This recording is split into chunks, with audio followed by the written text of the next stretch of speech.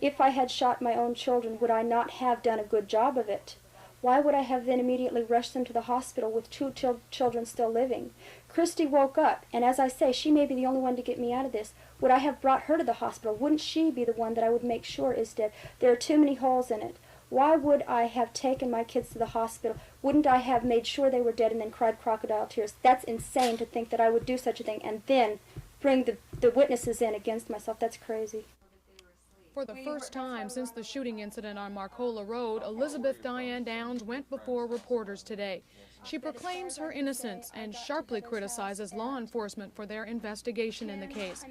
She says they're letting a dangerous criminal get away while focusing on her. Police have told Elizabeth Downs they've stopped looking for the shaggy-haired stranger who allegedly shot at her and her children last month. The state has taken custody of her children. Court documents identify her as a prime suspect. Although a lot of questions have been raised about what happened May 19th, she still sticks with her story.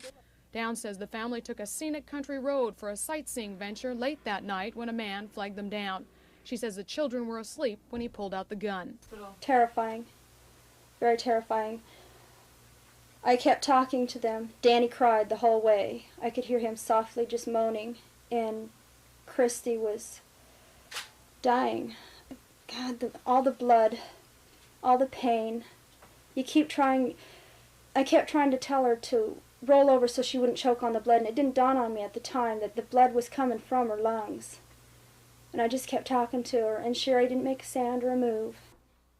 Although Downs spoke alone in front of reporters, she consulted with her attorney beforehand. She thinks law enforcement has misinterpreted her daughter Christy's statement that there was no stranger present at the time of the shooting. She says police haven't given Christy a chance to tell the full story. She doesn't remember anything. There are many times she said, "Mommy, what happened to your arm? What happened to me? What happened?" So when they go in and ask her point blank, "Do you remember a man?" and she says, "No," that's like being on the witness stand. They only give you a chance for a yes and a no, not an explanation. She doesn't remember anything, let alone seeing a man. Mrs. Downs still suffers from a painful gunshot wound to her arm. She says the man was aiming for her stomach, and she's lucky to be alive. Downs says law enforcement is persecuting her because they can't find the man. A horrible crime has been done.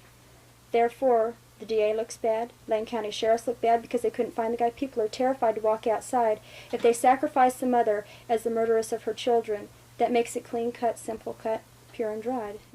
There have been no indictments against Elizabeth Downs, and she won't appear in front of a grand jury. She says it's just a trap. She feels the only way to clear her name is before the public. Ann Bradley, Eyewitness News.